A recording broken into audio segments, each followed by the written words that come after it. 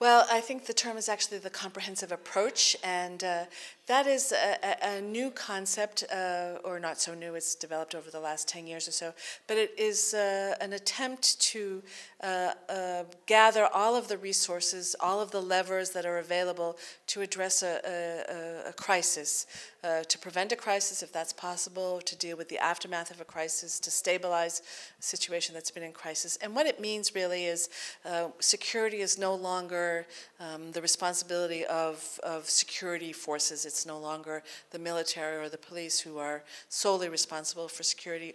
It recognizes that in order to have a stable situation, you need to include a whole panoply of institutions and ministries and organizations, both within government, but importantly also non-governmental organizations. So you have situations where you're pulling together people from ministries of justice or ministries of finance. You have people working with various non-governmental organizations, all of whom have an area of expertise, all of whom are able to bring to bear some specialization that will help make the situation more secure. I think this is a challenge because organizations and institutions have different points of view, they have different ways of doing things, they speak different languages.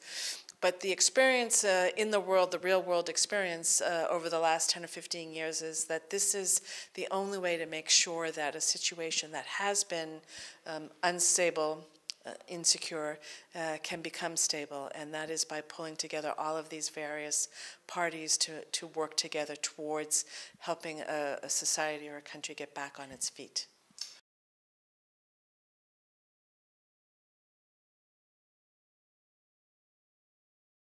Well, that's a question that's very dear to my heart because I have spent most of my career as a public diplomacy officer, not for NATO, I have to add, but nonetheless, I think that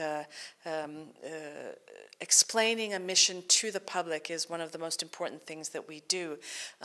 We are democracies. We want to make sure that we are doing what's in the best interests of our publics. We want to make sure that we have public support for what we're doing.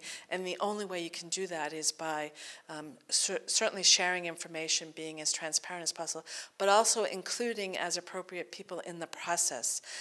And interestingly, in the case of NATO, in the run-up to this last strategic concept, for the first time they engaged in a really mammoth effort to hold hearings, to give publics and security professionals and academics and journalists the opportunity to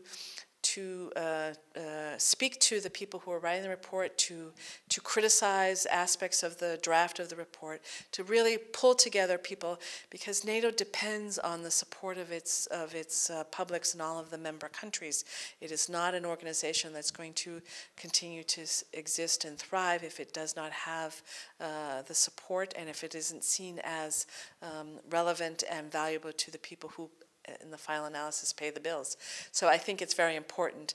I think also NATO makes an extra effort to do this just because of the nature of what it is. It's an organization of collective security, and so in order to continue to build that sense of being part of a collective organization, it's important that people hear the same things, discuss the same issues, and so NATO makes a special effort to reach out as broadly as it can in all of its member countries and in its partner countries as well.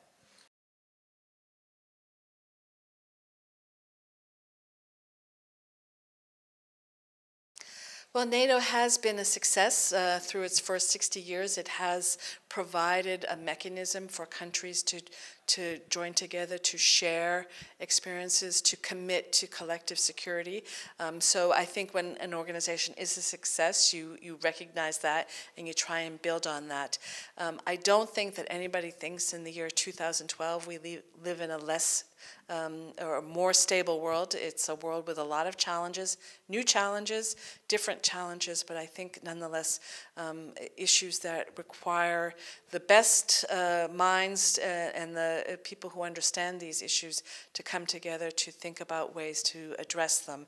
And I think NATO offers a forum for countries, member countries and partner countries to come together to discuss those issues, but also to really think them through and think, what are the tools that we have? What are the best ways to address these new security challenges? Ambassador Garvey, thank you very much. Thank you.